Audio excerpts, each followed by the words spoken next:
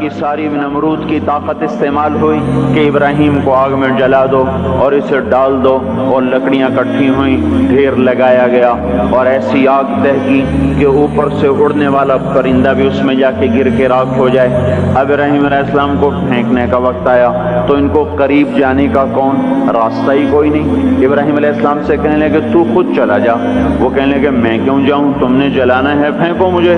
اب پھینکنے کا طریقہ کوئی نہیں، قریب جائیں تو خود جلتے ہیں۔ شیطان نے ایک ہتھیار بنا کے دیا غلیل کی طرح، اس میں ڈال کے پھینکا، کپڑے اتارے، رسیوں سے باندھا، جب ہوا میں اڑے تو جبرائیل دائیں طرف آ گئے اور پانی کا فرشتہ بائیں طرف آ گیا، یوں جا رہے درمیان میں ابراہیم علیہ السلام، ادھر جبرائیل، ادھر پانی کا فرشتہ، اور ابراہیم علیہ السلام خاموش، بس اتنا کہہ رہے ہیں حسبی اللہ ونعم الوکیل، حسبی اللہ ونعم الوکیل، اس سے آگے کچھ نہیں بول رہے۔ اور ادھر پانی کا فرشتہ اس انتظار میں ہے کہ ابھی اللہ تعالیٰ فرمائے گا پانی ڈالو، آگ بجھاؤ۔ جبرائیل اس انتظار میں ہے کہ یہ مجھ سے کچھ کہیں تو میں آگے کروں۔ تو جب دیکھا کہ ابراہیم بولتے ہی نہیں ہیں تو وہ بے قرار ہو گئے کہ یہ تو جائے گا تو جل جائے گا، جبرائیل بھی تو یہی جانتے ہیں کہ آگ جلاتی ہے۔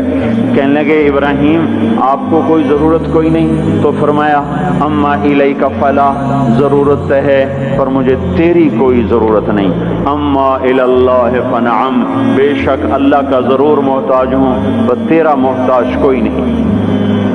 جا رہے، جب جبرائیل سے بھی نظر ہٹ گئی اور پانی کے فرشتے سے بھی نظر ہٹ گئی تو اللہ تعالیٰ نے براہ راست آگ کو حکم دیا نار کونی بردن وسلام علی ابراہیم، اے آگ ٹھنڈی ہو جا سلامتی کے ساتھ میرے ابراہیم پر۔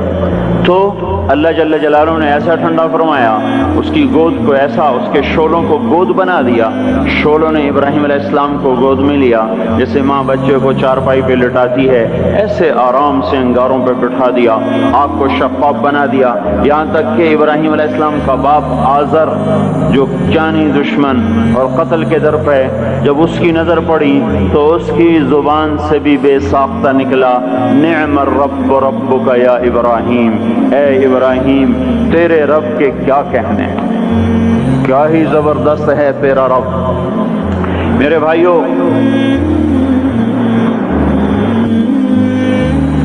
کائنات میں جو بھی شکل ہے، جو بھی صورت ہے، اس کو اللہ نے بنایا ہے، وہ اللہ کے قبضے میں ہے، وہ اللہ کے تابع ہے، اللہ کی چاہت سے استعمال ہوتی ہے۔ اس جہان میں فیصلہ اللہ کا حتمی چلتا ہے، جو زمین کو کہے گا وہ کرے گی، جو آسمانوں کو کہے گا وہ کریں گے، جو ہواؤں کو کہے گا وہ کریں گی، جو پانیوں کو کہے گا وہی ہوگا۔ ساری کائنات میں چونکہ آخری فیصلہ وہ اللہ تعالیٰ کا ہے، اللہ تبارک و تعالیٰ نے انسانی زندگی کے حالات کو میرے بھائیو اس کے اعمال کے ساتھ جوڑا ہوا ہے۔ ساری دنیا کی طاقتیں وہ اللہ تعالیٰ کے فیصلے کو بدل نہیں سکتی۔ جب لوگوں کے اعمال بگڑتے ہیں تو اللہ تعالیٰ حالات کو بھی برباد کرتا ہے اور آخرت کو بھی برباد کرتا ہے۔ مال نے نہ کسی کو اللہ کی بارگاہ میں پہلے عزت دلائی، نہ آج عزت دلا سکتا ہے۔ دنیا کے اقتدار نے نہ پہلے کسی کو کامیاب کیا، نہ آج کسی کو کامیاب کر سکتا ہے۔ یہ میرے بھائیوں آج کا دھوکہ ہے کہ ہم اپنی منشاہی پہ چل رہے ہیں اور ہمیں اللہ کے دستور کا پتہ نہیں ہے کہ اللہ تعالیٰ کن چیزوں سے راضی ہے، کن چیزوں سے ناراض ہے، کس پر اس کی پکڑ آتی ہے، کس پر وہ معاف کرتا ہے۔ اس لیے یہ ساری دنیا کے انسان انتہائی خطرے میں چل رہے ہیں۔